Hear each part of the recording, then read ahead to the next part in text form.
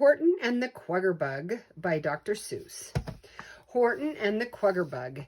It happened last May on a very nice day, while the elephant Horton was walking, they say, just minding his business, just going his way, when a Kwuggerbug dropped from a tree with a plunk and landed on Horton, the elephant's trunk.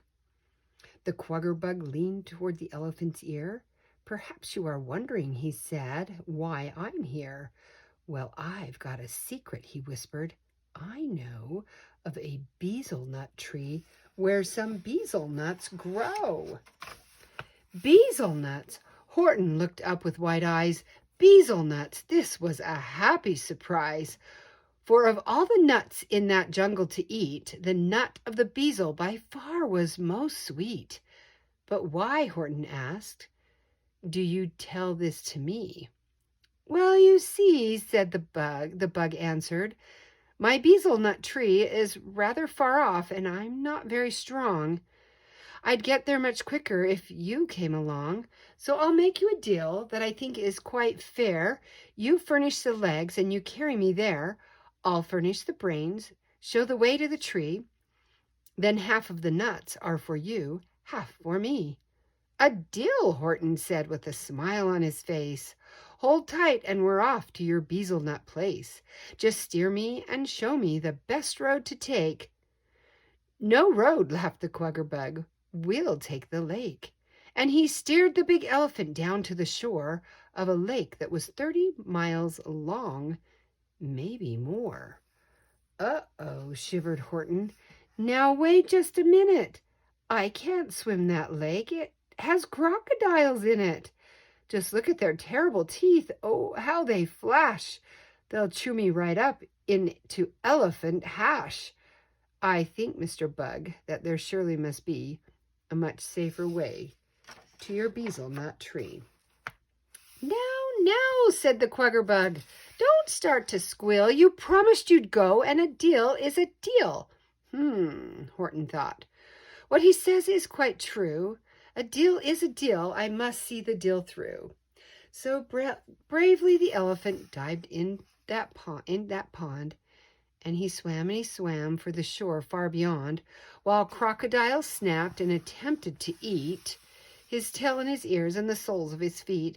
They nipped at his knees and they nabbed at his chin, and he thought as he fought that he never would win. But he swam and he swum, and he held his trunk high, with the Kwuggerbug on it, quite safe and quite dry. A terrible fellow, that Kwuggerbug guy. Just sat there and bossed him. "You hustle now, hustle. I furnish the brains and you furnish the muscle." So from 10 in the morning till 2:15, poor Horton fought on till he finally got through to the side of the lake where the basil nuts grew. He crawled from the water, tired, battered, and wet. "Now where," Horton asked, "are those nuts that I get?" "Oh," laughed the Kwuggerbug, "you're not there yet." "Climb that," said the bug, pointing up to the sky at a terrible mountain 9,000 feet high. "Climb that," Horton gulped. "Not the way that I feel." "Tut, tut," said the bug. "Now a deal is a deal. And don't start to argue. No ifs, ands, and buts. You'll furnish the ride and I'll furnish the nuts." "The climb," sighed poor Horton, "will kill me, no doubt. But a deal is a deal and I cannot back out." He drew a deep breath and he threw back his shoulders and dragged his tired legs over rocks and big boulders.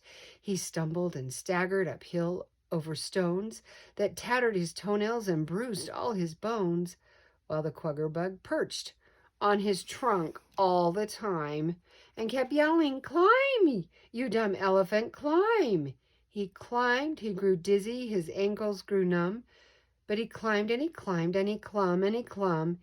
His hearing grew faint and his eyesight grew dim, but he clumb and he clumb and he climbed and he climbed from 2:15 until 4:45, till finally old Horton, more dead than alive, had carried that bug to the very tip-top.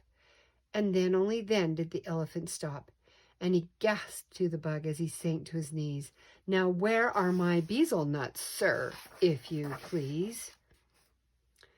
Right there, said the bug. Horton looked. It was true.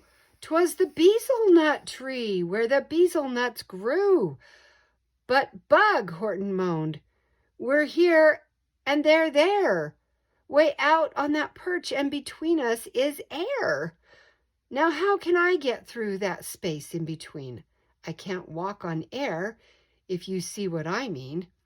A deal is a deal, snapped the bug. I'm the boss. You stretch out your trunk and you put me across. Stretch, Horton, stretch, yelled the bug. So he stretched it 2 feet, but it still wouldn't touch. Streech, Horton, streech, yelled the bug. So he streeched. It hurt him real badly, but finally he reached. At last, sang the Kwuggerbug, chuckling with glee, and he slid down the trunk to his bezel nut tree. And he picked all those nuts, and he stacked a big mound of luscious green bezel nuts high on the ground. But hey, called the elephant, you over there, half of that mound, don't forget, is my share.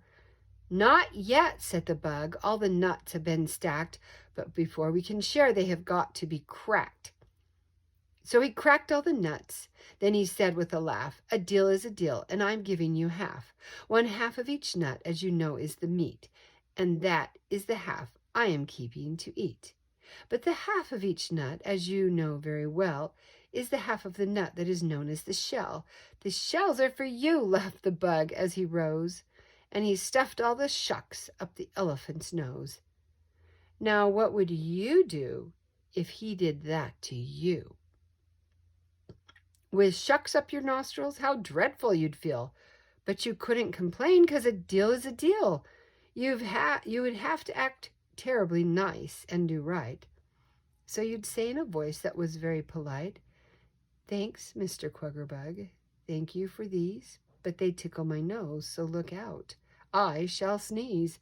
And you'd sneeze, and you'd sneeze, and you'd sniz, and you'd sniz, and blow all the shucks from your trunk with a whiz, just the way Horton did, 'cause they blew out of his, and they blasted that Kwuggerbug so far away that he sailed through the air for the whole month of May, and didn't come down till the 15th of June, all tattered and torn in the late afternoon, at a place that's so far now he never can go, to his bezel nut tree where his bezel nuts grow.